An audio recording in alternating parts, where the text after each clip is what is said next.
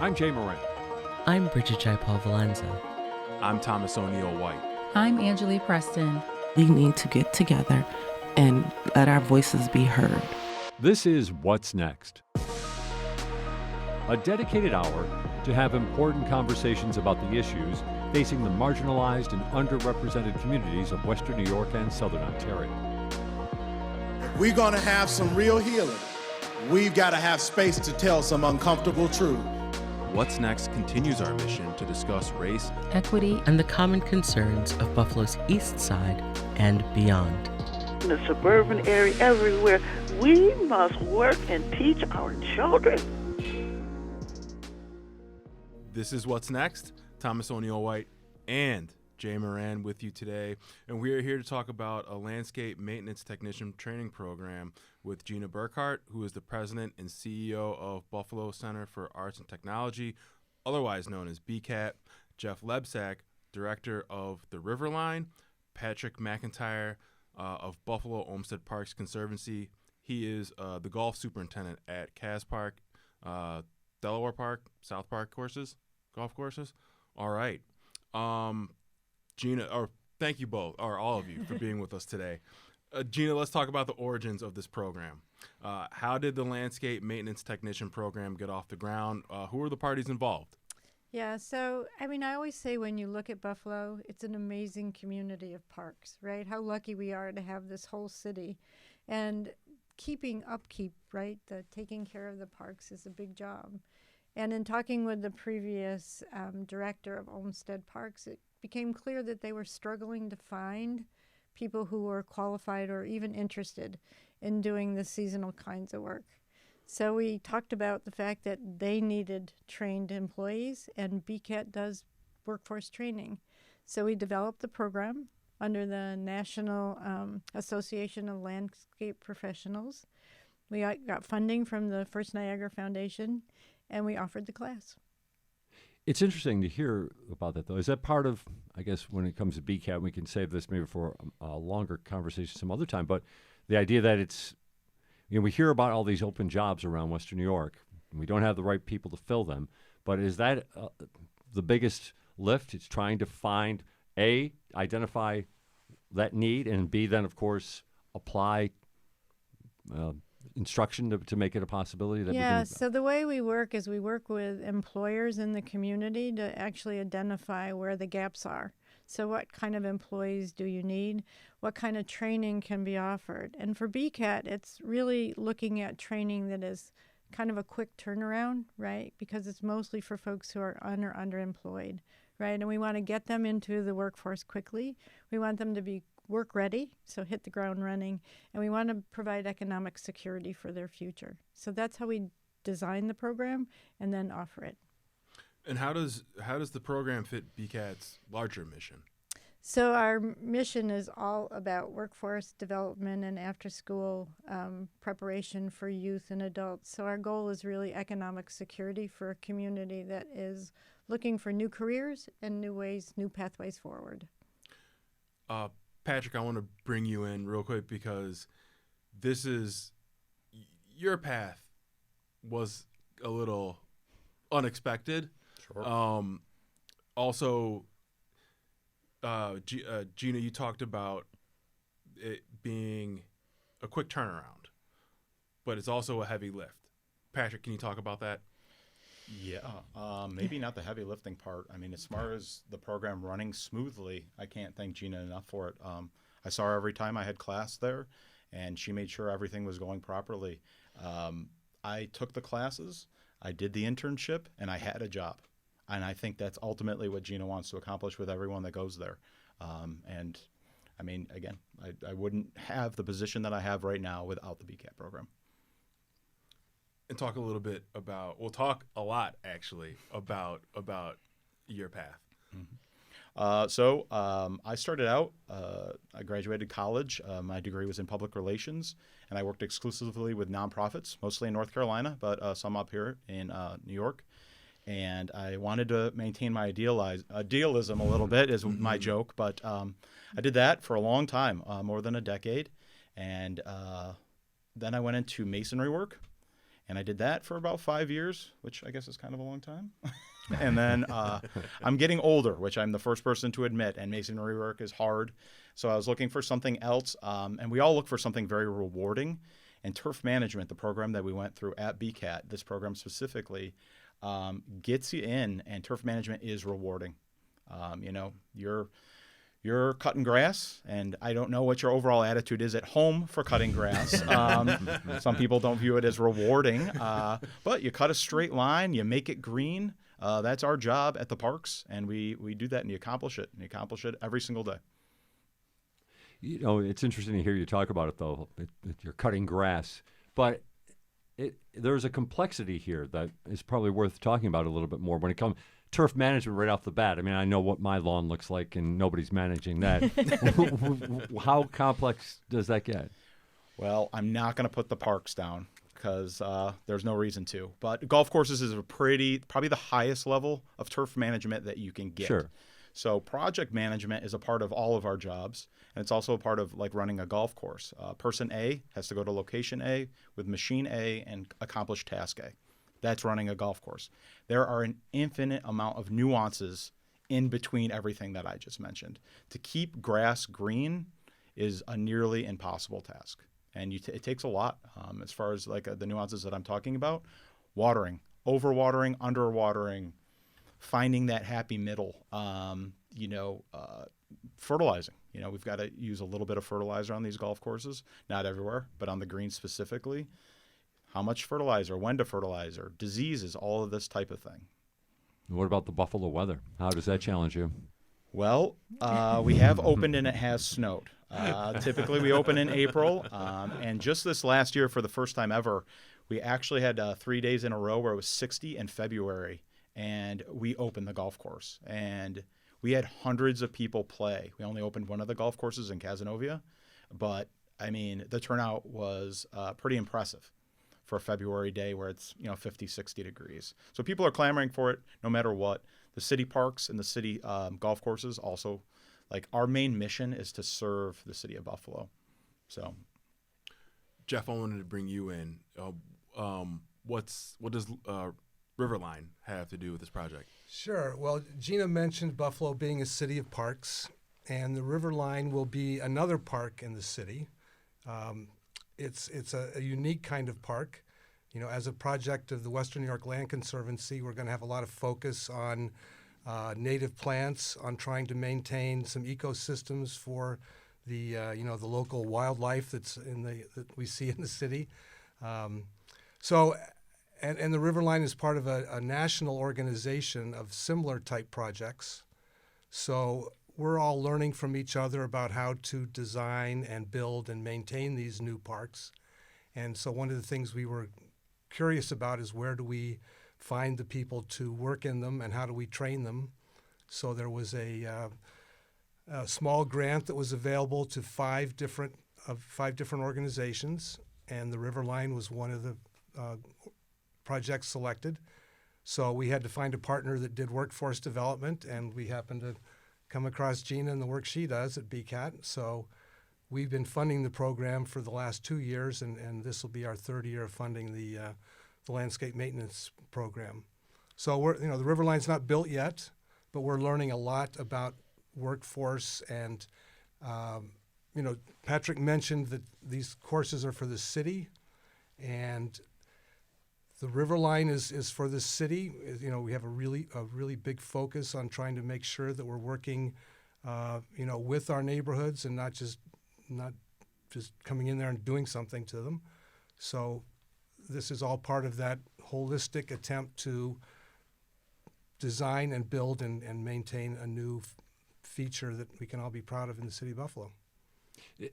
Maybe just a quick overview of the Riverline. Jeff, I think it was 2 years ago maybe when you started Yes. with the Conservancy, when we talked on the phone about it and got a nice initiation into it. But if you could, just give us a little bit of an overview of what to expect from the Riverline once it's all said and done. Well, just quickly, the Riverline is the former DL&W rail corridor from the canal side down to the Buffalo River. It's 1.5 miles long. It's 40 acres, so it's a significant area.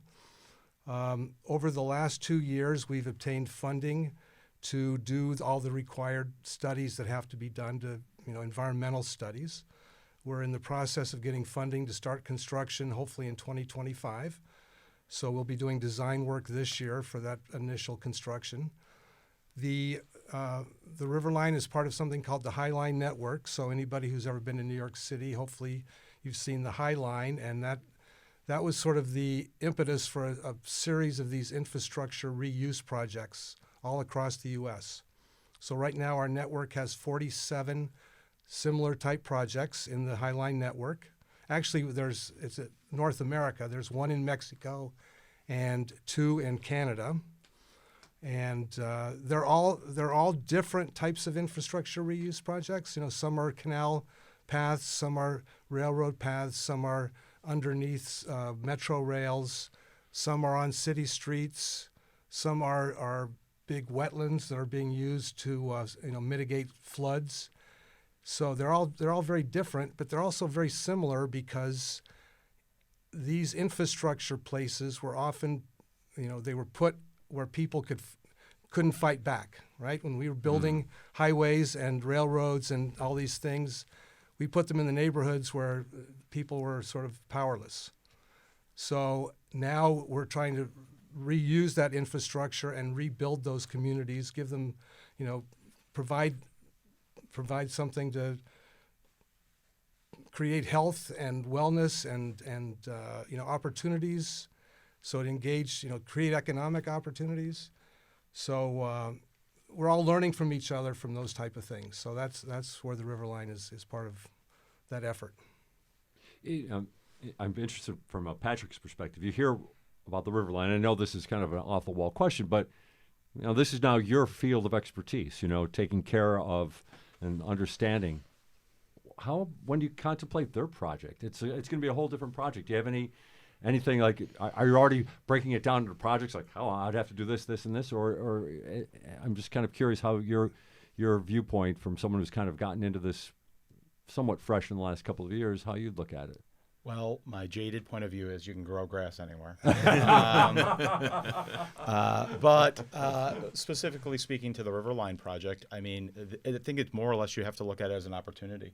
And I'm a big walker. I do the Outer Harbor almost every single day. I live downtown. This is the type of thing that I personally am going to enjoy. And as far as like grass and maintenance and things like that, it's difficult. You're going to be working with several different environments, I would assume. Yep. And, that I joke that you can grow grass anywhere, it's not easy. You can. But here's what I'll throw back at you, Patrick, is when I was listening to you and how you have these nuances of maintaining a golf course, very, manicured is probably, not the best word, but well, on the good days, yeah. but the River Line, again, being part of a land conservation organization, our emphasis is going to be on sustainable type of landscapes, so native grass, native plants. Mm-hmm. So lawnmowers are going to be minimized, but we want to make sure that we have a healthy natural system. So how do you, when you did the class, did you study those types of things? And is there a conservation or sustainable side of your practice that we can learn from on the River Line? Did we learn it in class? Yes, 100%. Plants grow best in the best opportunities. That's what we can control as human beings on this earth, right? You put the right tree in the right location, it's going to grow, and it's going to grow with minimal care. It's the same with grasses and the same with flowers. We're talking about water conservation, all of it. Pesticide use. You choose the right. This is agronomy, right? Like you choose the right plants and things like that. Like I just said, to go into the right spot. They don't ever become set it and forget it kind of things, but you definitely do minimize the maintenance of this. And going back to the Buffalo Olmsted Park Conservancy, that's our number one job. Something that I did relatively new when I started on these golf courses is I implemented or extended a natural area project that the Olmsted Conservancy has. So now if you go out to Delaware Park specifically, there are huge natural areas that we no longer maintain on the golf course. Now you get flack because you're going to lose your ball there, and they are can lose mine strategic. anyway. Yeah, they are strategically excuse for placed. Yeah, they are an excuse actually. Yeah, you can use them. Okay, so those are the meadows for pollinators and things like that. Absolutely. Now, and can the golfers go? Are they fenced off? Or they are not fenced off. okay, So I get people in there go looking for lost golf balls periodically throughout the year, and nobody stops them. But again, going back to the Riverline here, I mean that's kind of what you're looking to do. That's right. That's right. Yeah. Talk to me about the change in climate, the changing climate. How does that impact what you do?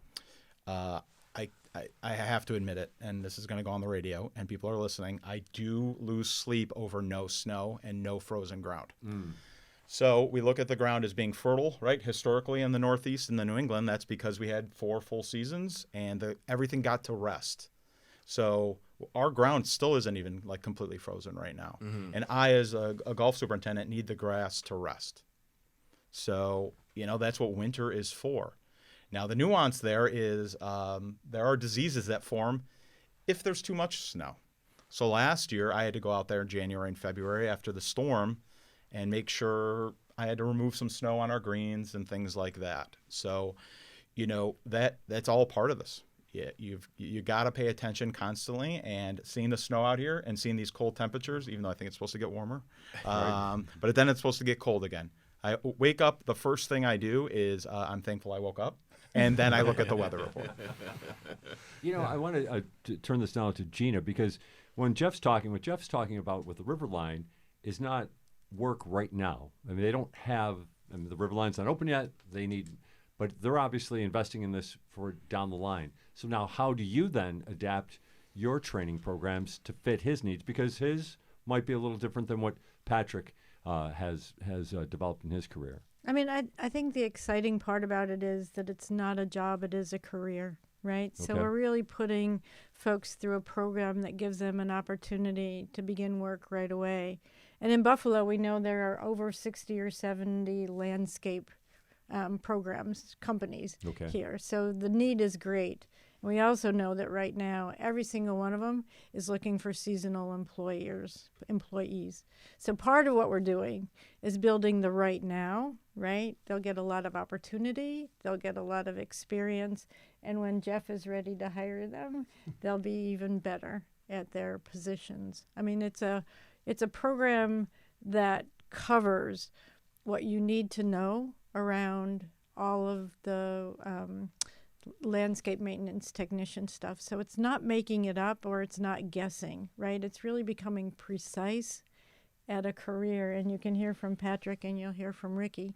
They really did learn in the program all the specifics of being a technician. And there's plenty of work available in the community. Now, do you help with placing someone in a seasonal position? So the way we're running the program right now is it's 30 hours of in-class instruction, right? So it's online, it's live, synchronous learning, 30 hours. After that, everyone in the class will go for 30 hours in the field training. And we're hoping what will happen is those companies that accept our students into the internships will then recognize that they're ready for hire and will offer them positions. So we work with the employers to build a pipeline from training right to the jobs. We haven't really got into the meat of the BCAP program, how it makes itself available for potential candidates. I mean, there's opportunities here. That's something we really haven't touched upon that yet in this conversation. Yeah, so there's 25 openings in the class. The registration closes on January 29th. You just need to come to BCAT or call BCAT. You have to have a high school diploma. That's the requirement. You take a small, pretty easy entrance exam. If you struggle with it, we have an on-site tutor, so you can take it again. Our goal is to not turn anyone away, right? That if you're interested in the program and really committed to it, we get you enrolled and we get you started. The classes are offered Monday, Tuesday, and Wednesday from 5:30 to 8:30. So if you have a job, right, you can still do your job and do the training. And the great part is it's an earn and learn model. So while you're in the program, you can actually earn $1,500 to go through the instructional piece and then the on-site training piece. Because what we know is it's hard to be in school, right, if you're not bringing in any income to your family. We're talking right now with that's Gina Burkhardt. She's the president and CEO of the Buffalo Center for Arts and Technology, BCAT, as we like to call it. Jeff Lebsack, the director of the Riverline, part of the Western New York Land Conservancy. Also with us, Patrick McIntyre. He's now the golf superintendent for Olmsted Parks Conservancy, and we're going to be talking with Ricky Carney Jr. a little bit later on, the supervisor at Delaware Park for Olmsted Parks Conservancy. This whole concept. Let's start with Patrick with this. Just, you got into this for a whole different reason. We've already discussed that. When you kind of look at how many different players are involved to make this a reality, what do you think of? How does that, that you entered in a program like this? Maybe, you're a college-educated individual, you had a professional career elsewhere, but then you got into this program. It almost seems like it's got a certain, I don't want to use the word magic, but there's this element of things falling together that seems unlikely. Well, in my previous career, getting people together was part of it. And I'm amazed that we're all in this room together. It's difficult. And I'm going to be honest, like seeing how seamless it was. And I took part of the first year of this program. So you got to give people slack in that case. But really, the education down to the timing, to the placement, all of it really fell into place pretty darn quickly. And again, you're talking about working miracles. I mean, that we're talking about 4 or 5 different organizations, 25 people, getting them to the right spot on the right day. I mean, that might be a miracle. And they've pulled it off now for several years and going forward, hopefully indefinitely. And there's an amazing amount of camaraderie that happens in the class, right? Like the class forms a bond and they support each other. And if someone is struggling, another person steps in. So I think that the great part about the class is that there's friendships that are formed. I mean, Patrick and Ricky are now great friends, right? They give each other the evil eye. That's when we're not letting them on the air at the same time. So they don't let people fail, right? The idea is this is a chance to start a new career, and the class and the instructors and the organization and the funders all work together to make sure that if this is what you want, we get you there. Is there room for expanding this program out? There's always room for expansion. She says with a big smile. What might that look like? So, I mean, all of our programs are free to the public, right? Mm-hmm. So BCAT runs 16 workforce development programs every year. And we have to raise the funds to be able to provide those programs. So expansion is really about support, right? So where in the community can we gain more support to bring more people into the program? And ultimately, we believe that employers might want to step up, because if they're reaping the benefits of trained employees, right, then there may be some contributions they can make to the front end of the training, because it saves them, right, the expense of actually training their employees when they come on. Yeah. Right now, I mean, we've heard a lot of talk about Buffalo Olmsted Parks Conservancy, but we're also talking to the New York State Office of Parks. I mean, we have Niagara Falls State Park, so we're going to be, looking for students in the Niagara Falls area for this year's program. There's other places like Buffalo Niagara Medical Campus, which is a large area, lots of gardens and landscape to be maintained there. So those types of institutions and agencies could be the future partners that help us expand into different types of workforce training. Cemeteries. a big potential client. Yes, yeah, that's for sure. And I'll maybe throw this out to more towards Jeff and Patrick on this one, but this field, what's the satisfaction of it? I mean, I know we talked about this a little bit with Patrick, but from your perspective, Jeff, you've got to have partners to help take care of this Riverline Park that's going to be here. Better. I mean, more than just a job. There's got to be something a little bit more that's going to keep people around. What's in it, for lack of a better term, intangible, an intangible part of it. Well, I think you brought up the climate question earlier. Yeah. I think there is a general awareness now. People are starting to pay more attention to the value of nature, as it's threatened. We're all of a sudden saying, wait a second, I liked the birds. I liked, having those trees. So there's an awareness to keep those things, and we recognize their value in our state of mind. I mean, there's a lot of research about how nature can make us feel better and make us healthier. So, I've done projects in Niagara Falls State Park, for example, and that's a place that not only is natural, has the natural beauty, but it has the history, and it has the connections to people. When you're in Niagara Falls State Park, there's people from all over the world walking around. So that's similar to what we're doing at the Riverline. What we like to say is we're connecting people to nature, water, and each other. And so I think that's sort of almost like an innate human need to have a human connection and a nature connection.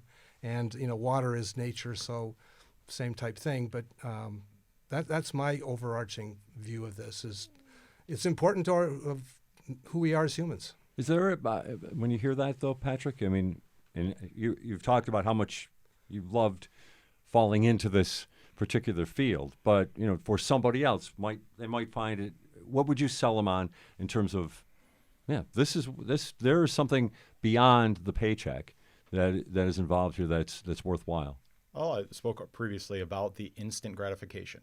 You cut grass, you cut a straight line, you make the grass green, that's instant satisfaction. But both the Riverline and the public golf courses and the public parks, it's basically a service industry.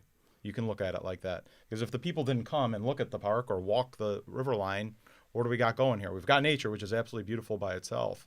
But Ricky and I serve the people of the city of Buffalo. I mean, when you think about COVID, the parks were a sanctuary and provided a lot of mental health relief for a lot of people who were struggling with isolation. And probably they were busier than any other business in Buffalo. So just the reward of knowing that you're providing that, right, for a community that is at least a little bit stabilizing in terms of mental health is important. Were you going to finish a thought? No, it's exactly that. I mean, I walk off the golf course every single day later on in the afternoon, and I hear something from somebody. If I'm going out and having dinner with friends or meet somebody that I've never met before for the first time, you tell them what I do, they're interested. This is things that people use on a daily basis all year round.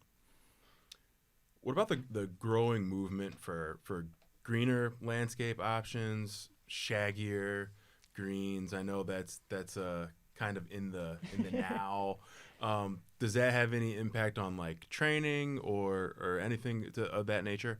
Everything has an impact on training. The golf industry specifically, which I can only speak to right now, is 100% trying to go green, right? Mm-hmm. Ironically, as the PGA Tour had a saying, they started brown is good, because they started browning out greens and things like that for tournaments that make millions and millions of dollars for them. As far as the golf courses that I run are concerned, we currently cut our greens at 1/8 of an inch. That is unnatural and ridiculous, right? And that's long. Other golf courses in the area are cutting them way shorter than that. Wow. So that's a thing that our parks and our golf courses, we specifically take great care in. We use way less pesticides than other golf courses. And, they have to do their thing, obviously. They're running a business. But we use a lot less water. So does that mean that the overall quality suffers? I'm sure you could say that.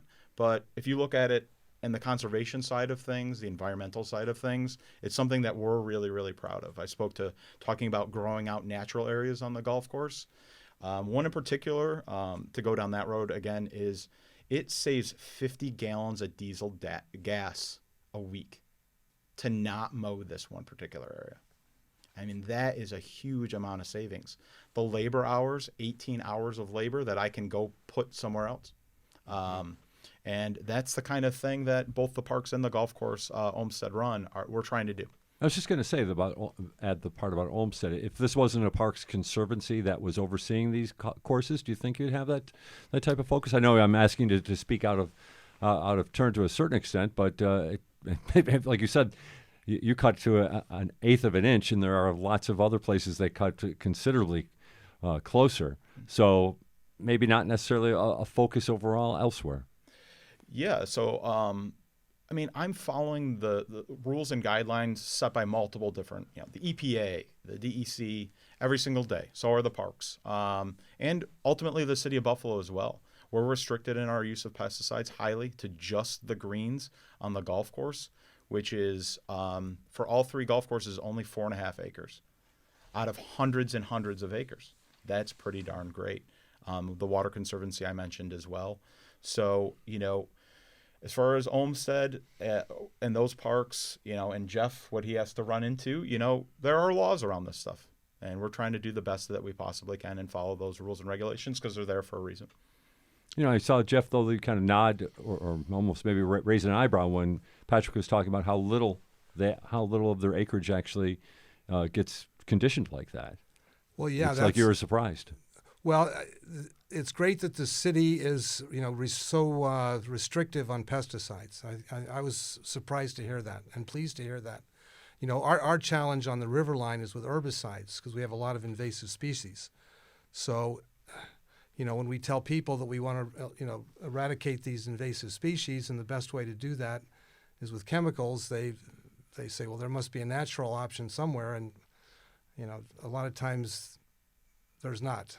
So it's a really interesting discussion. We've been working with other groups on the invasive species, and we're going to just let some of them stay because rather than bring chemicals onto the site, invasive species they're green.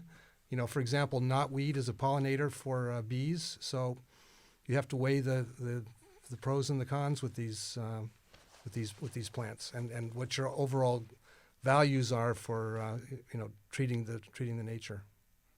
Is there a particular species that you see and it's like, oh, we have to get rid of this? Yeah, there's a couple of them. I'm not an expert on invasive species, but I know we've already started removing buckthorn from the property. That seems to be the one that's the most harmful. We have a few other ones that I mentioned knotweed. We've selected particular areas where we'll remove it. There's some particular trees that'll probably be removed. But yeah, we're going to be looking very carefully at where we remove invasive species and how we do it, and then which ones we just let go. Live and let live. Yeah, there you go. All right. Yeah, we'll take a break right now. We'll come back with more on what's next. We're talking about the Landscape Maintenance Technician Program. It's a program put together by BCAT, the Buffalo Center for Arts and Technology, and we're getting into a lot of different elements with it here as well. We'll be back with just a little bit more. This is What's Next on WBFO.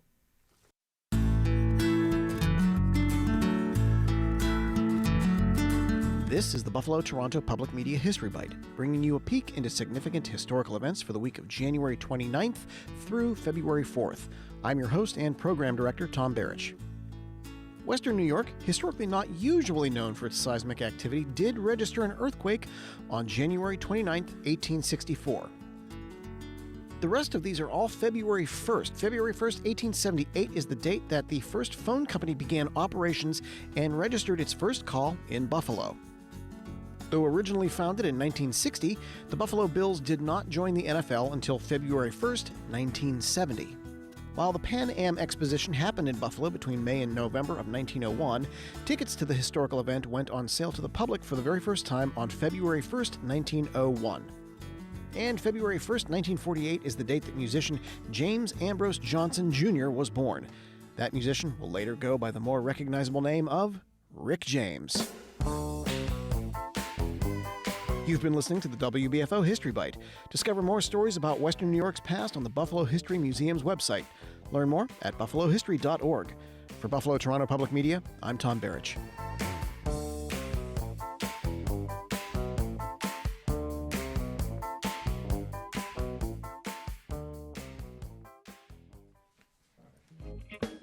It's Reading Rainbow's 40th anniversary, and we're celebrating by releasing 40 full episodes of the classic PBS children's series. You're listening to What's Next, our place to discuss the important issues of our communities of Western New York and Southern Ontario. We want to hear from you. Click on the Talk to Us option in the WBFO app, and we will work to get your questions or comments on the air. Do you have a story or concern that we should be addressing? Email us using whatsnext@wbfo.org. Together, we'll have the conversations that are needed. This is WBFO, your NPR station. And we're back with What's Next. Thomas O'Neill White and Jay Moran with you. And we are talking about a landscape maintenance technician training program with Gina Burkhart, President and CEO of Buffalo Center for Arts and Technology, Jeff Lebsack, Director of the Riverline, and joining us, Ricky Carney Jr., Buffalo Olmsted Parks Conservancy. You are a supervisor for Delaware Park. Yes, I am. Thanks for joining us. No problem. How you doing? Great. Tell us about your story. How'd you get here?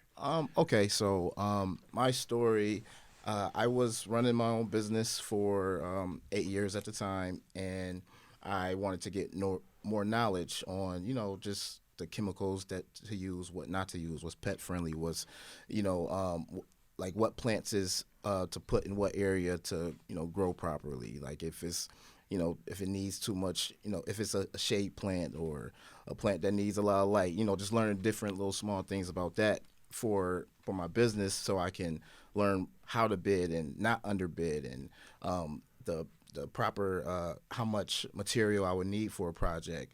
So I went to BCAT to extend my knowledge in the landscaping field, and the program was so great, like I ended up with a job out of it, and I wasn't expecting it at all. And it's so funny because I was talking to my wife, and before the program started, and I'm like, at the time it was 8 years. I haven't worked a 9 to 5, and I was telling my wife, I'm like, yeah, I got my business down to a science pretty much. Like I can never see myself working for nobody else. Right now, I'm like, I said if I work for somebody else, it has to mean something. Like I will have to wake up every day wanting to go to work. Mm-hmm. And like the program, like after I got done with the program, I did 30 hours in class, and then after the class, we took. Well, for me, I visited each park in Buffalo. So I went to Cass Park, Delaware Park, Martin Luther King Park, for my 30 hours of on-site training.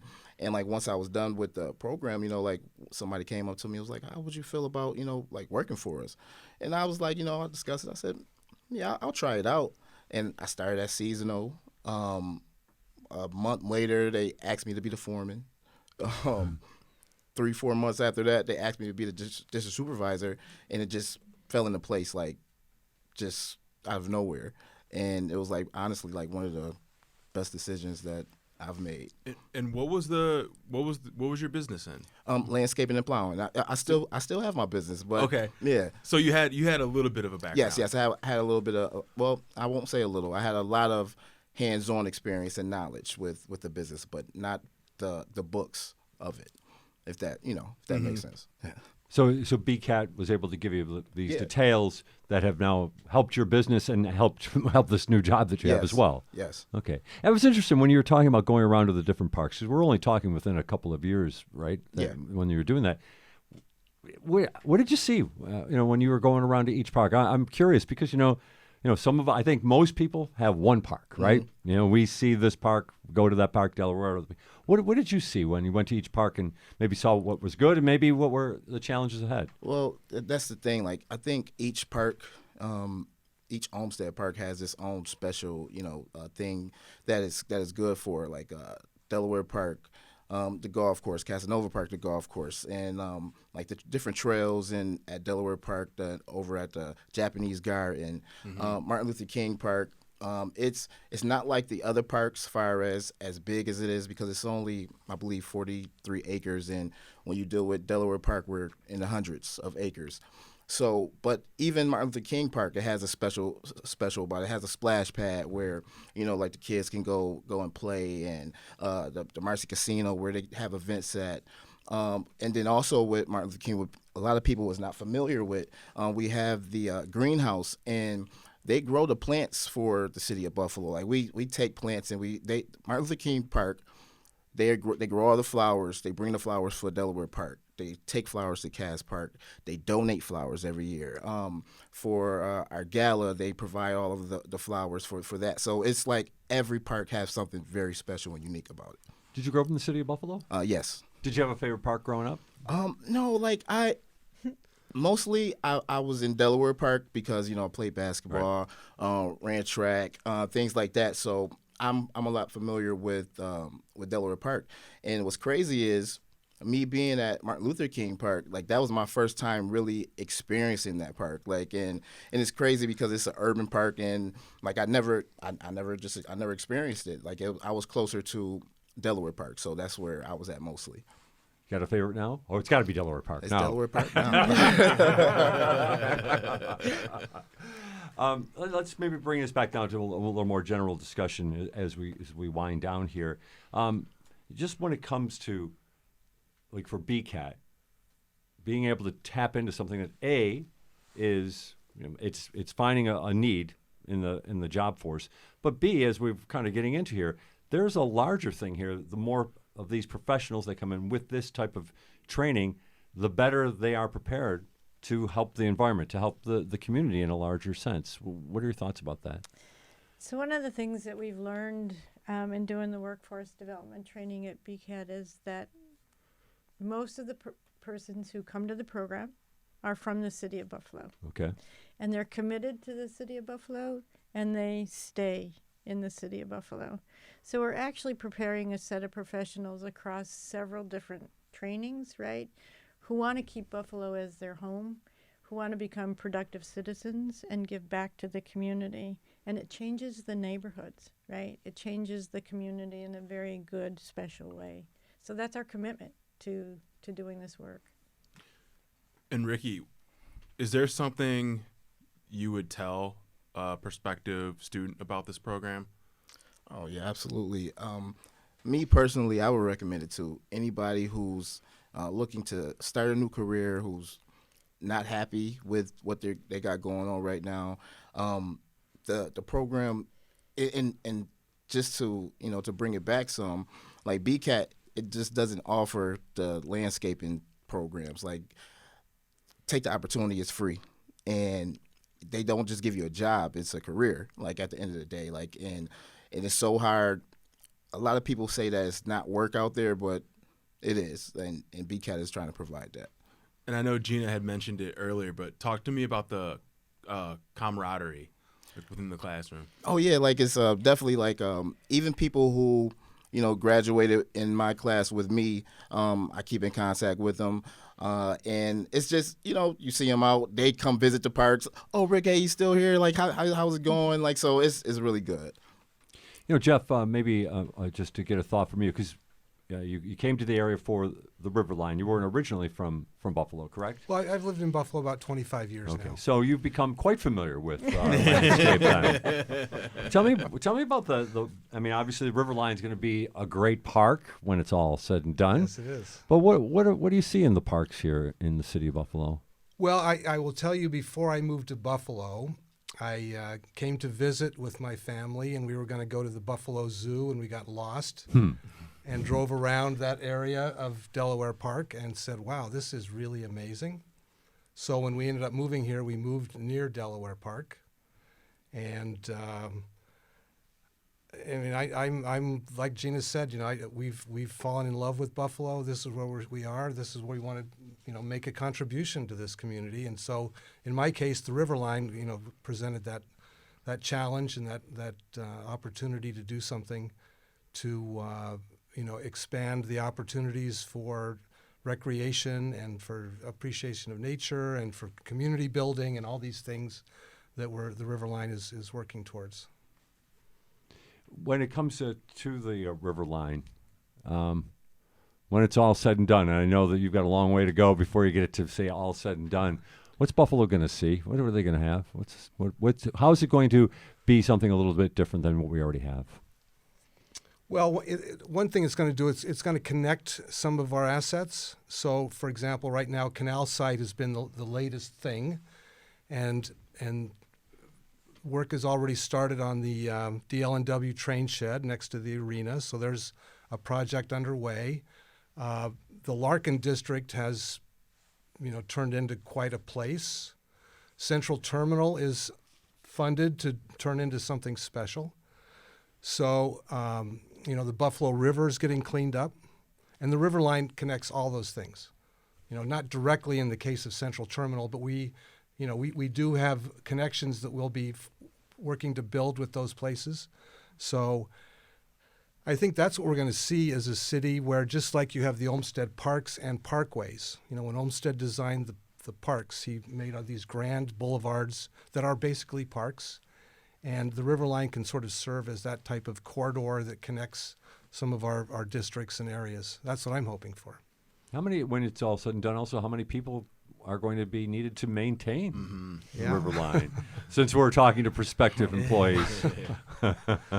Well, I really don't know. I mentioned the Highline Network, and so we're having discussions with our partners there to find out what their operating budgets and how they do it.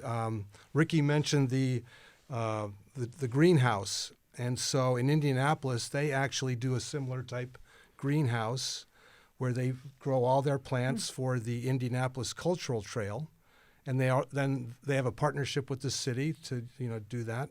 So depending on what kind of partnerships we form, the river line is right next to Father Conway Park. So maybe that becomes something that we help the city with. Or we're right next to Red Jacket Park, so that's a county park.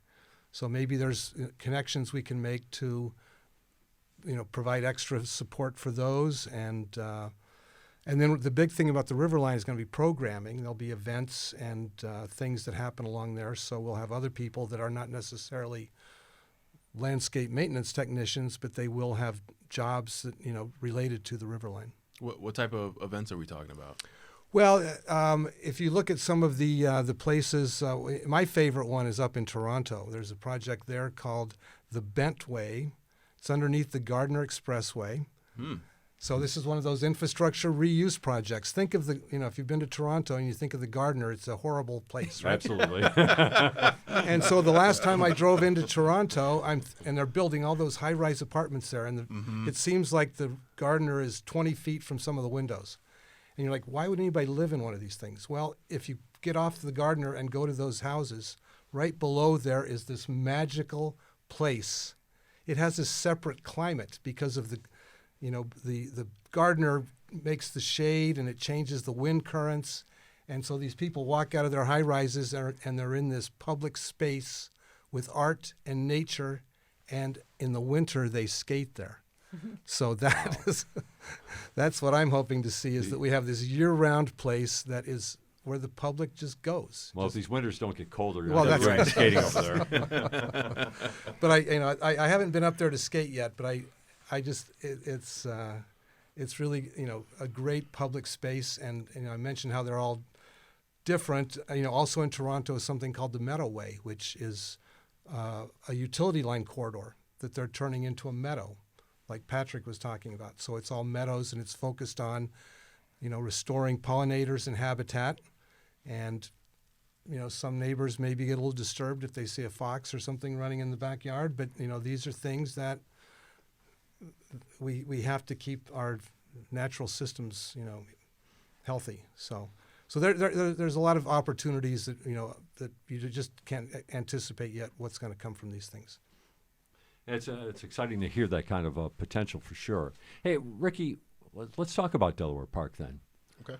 What so far job well done, I guess, to a certain extent. What's next for Delaware Park? What do you got going on that you got to get working on here this coming year? The next big event that we're getting ready for is the eclipse. We're gonna have something going on April 8th at Delaware Park.